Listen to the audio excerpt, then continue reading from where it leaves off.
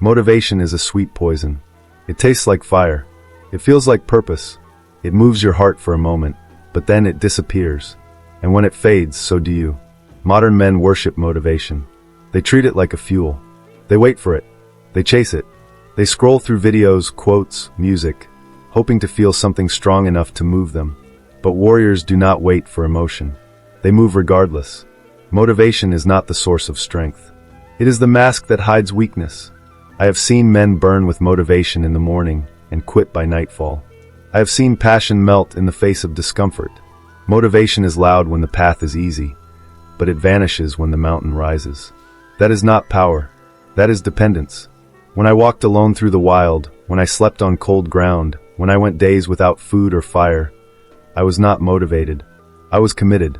Motivation asks, do I feel like it? Discipline answers, it does not matter. The danger of motivation is not just that it fades, but that it convinces you you're strong when you're not. It gives you the illusion of movement, the high of intention, the image of growth. But none of that is real. What is real? Repetition, stillness, the act of showing up regardless of feeling. The man who wakes and trains without inspiration is 1,000 times more powerful than the one who waits for his fire to return. Ask yourself, would you fight without the roar of the crowd? Would you act without applause? Would you move without a spark? If the answer is no, then you are not free.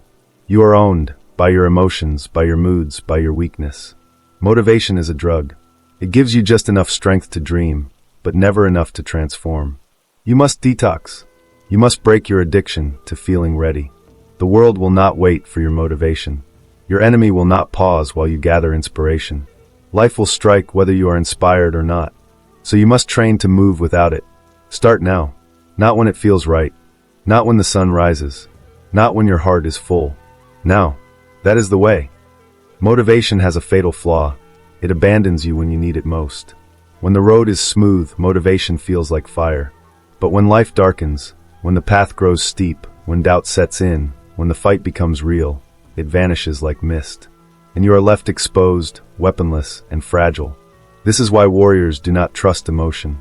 I have seen warriors tremble, not because the enemy was stronger, but because they expected to feel ready. They trained hard when they were inspired. They prepared with passion. But on the day of the real test, when blood soaked the soil and silence choked the sky, they could not find the fire. Because the fire was borrowed. Motivation is borrowed strength. It is not yours. It comes from outside, a video, a voice, a song, a feeling. And what is borrowed can be taken. Real strength is internal. It remains when the body shakes. It moves even when the heart resists. I do not seek motivation in the morning. I do not require a reason to rise. My reason is forged into my bones. My discipline does not ask questions. It obeys. This is the truth. If you require motivation, you are not ready. Because the day will come when you feel nothing. No drive, no clarity, no spark. On that day, you will either move or you will not. If you have trained your mind to depend on inspiration, you will fail. But if you have trained your mind to move through fog, through fatigue, through fear, then you will win. Not because you were stronger, but because you moved when others waited. You must become your own fire. You must learn to act with no emotion, to strike with no ceremony, to wake without applause. Let others build castles of motivation. Let them paint their dreams with borrowed colors. You build with silence. Build with action. Build with nothing but will. And when the storm comes, and it will, you will be the one who remains standing. Not because you were ready, but because you were real. You believe your feelings are signals. You think they are sacred, that you must listen to them, obey them, follow their direction. But the warrior does not follow emotion. He follows the way. Emotion is smoke. It rises, it swirls, it clouds the air. One day you burn with courage, the next you choke on doubt. If you base your movements on feelings, your path will be crooked, because emotion is not a compass. It is a storm. I have fought men who were brave when confident, and cowards when cornered. They mistook their confidence for strength. And when that emotion faded, so did they.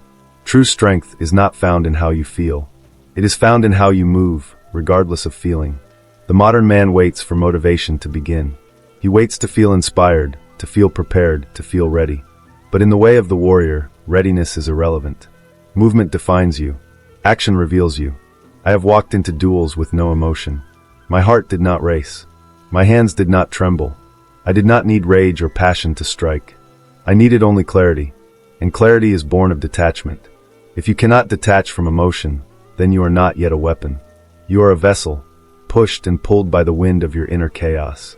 The warrior trains until motion becomes default, until silence becomes strength, until he moves not because he feels, but because he must. This is not coldness. This is control. To be calm in combat, to be still in uncertainty, to act with no fuel but decision. This is mastery. Train your body to move without comfort. Train your mind to move without inspiration. Train your soul to move without reward. The enemy will not care how you feel. The blade will not wait for your courage. The world does not need your emotions. It needs your movement. There is a weakness so silent that most men call it strength. It whispers, follow your heart. It says, trust your feelings. It tells you that to be true to yourself, you must be guided by what you feel in the moment. But this is not authenticity. This is dependence. Dependence on feeling is dependence on chaos. I have seen warriors hesitate before the strike, not because they lacked skill, but because they waited to feel certain. They wanted a sign, a spark, a push from within, and by the time they felt it, it was too late. The moment was gone. A warrior cannot afford that luxury. His strength is not reactive. It is predetermined. It is built long before the test arrives. When I was young, I too was ruled by feeling. I trained when I was excited. I fought when I was confident. I rested when I was tired. And I lost. Again and again. Until I learned, feeling is not foundation. It is friction. If you need to feel good to do good, you are not free. You are owned by whatever controls your mood. A late night, a cruel word, a small fear. Any of these can become your master. So I burned that bridge. I no longer asked myself, do I feel like it? I asked, does the way require it? That is how I built my strength, not through energy but through obedience to my path. Modern men worship mood. They decorate their days with self-care, soft schedules, and flexible plans. They're always checking in with how they feel. But the warrior? He checks in with one thing, his mission. You do not need to feel good to move. You need to move to feel real. If you seek growth, then you must welcome the days when you feel nothing. These are your teachers. These are your tests. You will not remember the days you were inspired. You will remember the days you moved without it. That is how you rise, not with excitement, but with execution. Let the world chase motivation. You build momentum. Many men speak of discipline as if it were the summit, as if rising early, resisting temptation, or showing consistency were achievements worth applause. But a warrior does not celebrate discipline. He expects it. He considers it the baseline. Discipline is not the peak. It is the path. When I trained for war, I did not think, I am proud I practiced today. I thought, of course I practiced. How else could I be ready? I did not congratulate myself for enduring. I simply endured, because survival has no tolerance for pride. The man who treats discipline as an accomplishment will one day stop. He will say, I've done enough. He will believe he deserves rest, reward, ease. That belief is the beginning of his fall. Discipline is not a task you complete. It is a standard you never fall below. Modern men build entire brands around their habits, cold showers, fasting, journaling. They want to be seen as disciplined. They confuse ritual with resolve. But resolve is invisible. It needs no audience. You must reach the point where discipline is so natural, it is no longer noticed. Where you train as you breathe. Where you act without applause. Where your actions are not acts, but identity. Ask yourself, would you still do the work if no one ever knew? If there were no post, no praise, no badge? That answer will show you whether discipline lives in your soul, or only on your schedule. When I walked the way alone, no one saw my early mornings. No one knew how often I failed, bled, rose again. But I knew, and that knowing was enough. Because the man I became in solitude was stronger than the applause of 1,000 voices. Discipline is not about the world. It is about your word to yourself. So let go of the dream of greatness built on emotion. Let go of the identity crafted by performance. Be the man who moves without needing to feel like a man. Be the one who acts without the need to explain it. Because for the warrior, discipline is not exceptional. It is expected. The modern man is addicted to urgency. He moves fast, talks fast, reacts fast. But speed is not power. In the way of the warrior, haste is the mark of the untrained. True mastery begins not in motion, but in ritual. Ritual is not routine. It is not mindless repetition. It is sacred structure. It is the deliberate choice to move slowly, with presence, with respect for the process. When I woke before the sun, I did not leap to train.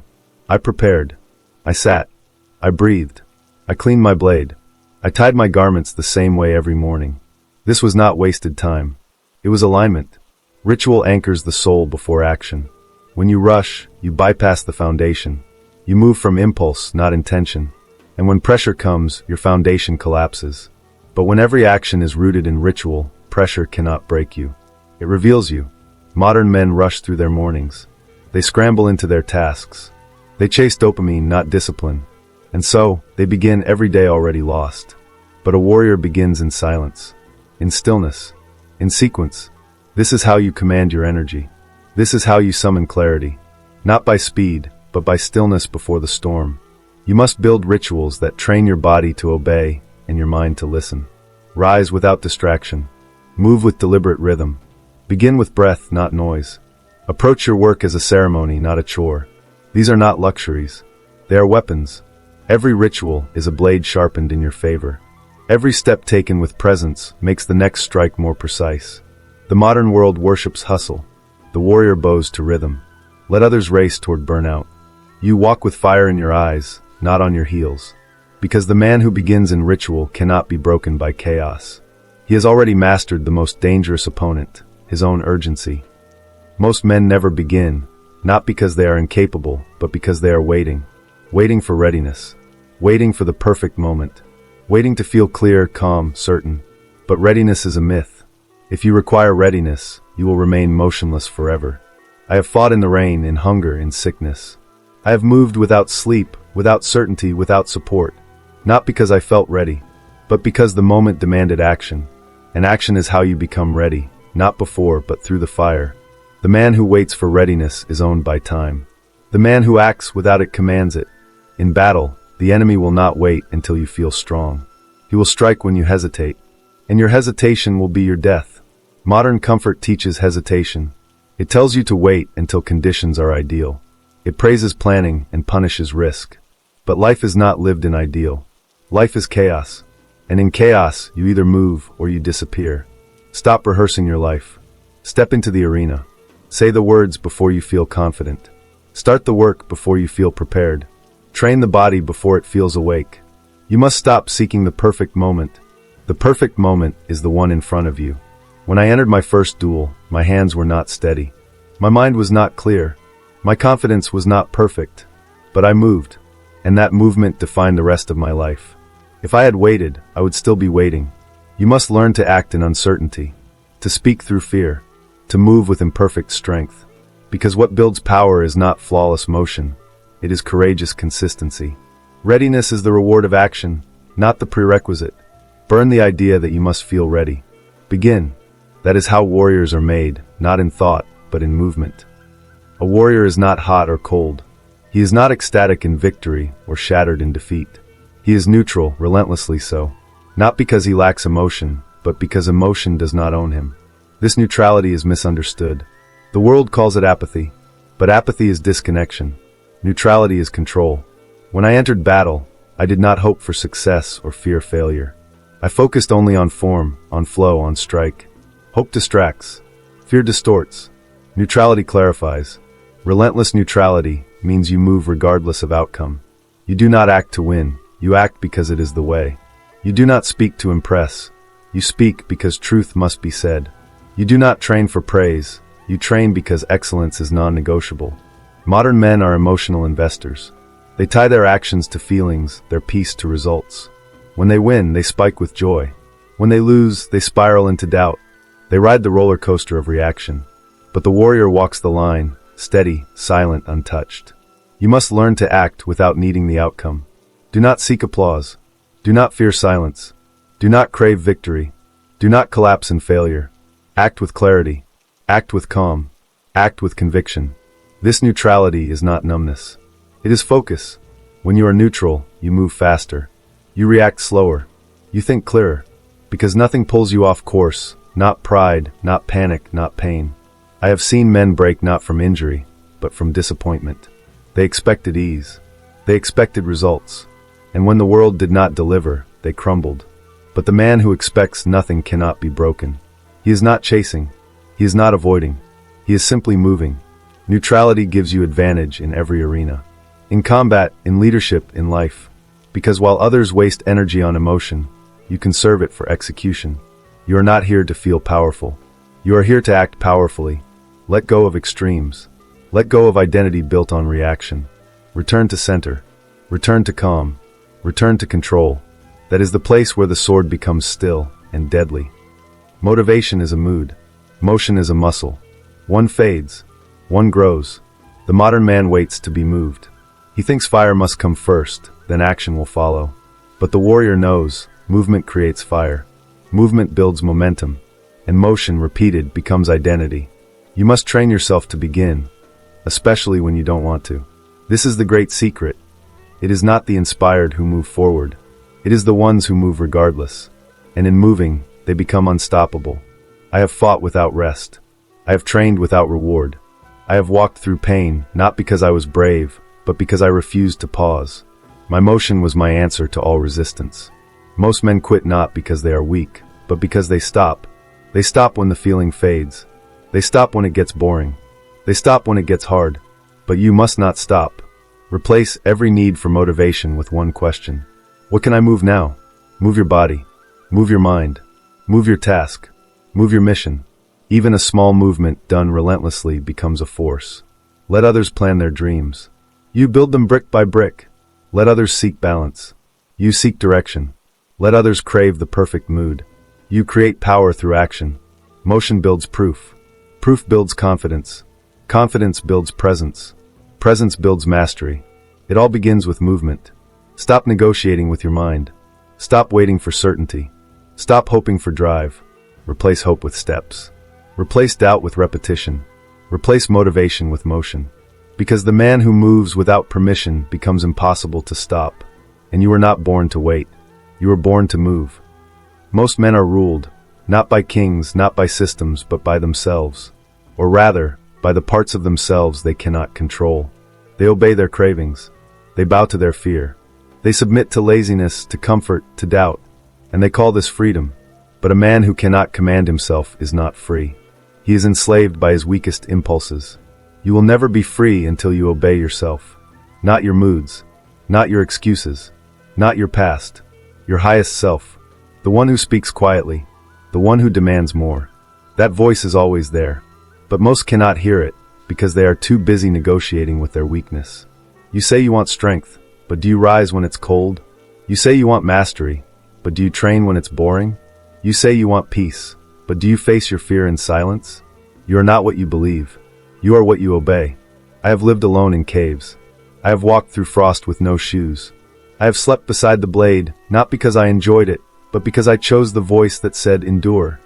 And in doing so, I became free. Not free from pain. Free from my need to escape it. Not free from duty. Free from the lie that duty is a prison. Not free from discipline. Free through it. The modern world preaches freedom as indulgence. Do what you feel. Follow your passion. Take the easy path. But this is a trap, because freedom without structure becomes slavery to desire. Real freedom is earned through obedience. You must become the commander of your own mind. You must give orders and obey them without resistance. This is the death of the old self. This is the birth of power. So I ask you now, whose orders do you obey? The part of you that whines, or the part that waits in silence? The man you want to be is already speaking. Stop ignoring him. Start obeying. And when you do, you will find something far greater than motivation, beyond even discipline. You will find inner authority. And once you have that, no one can ever own you again.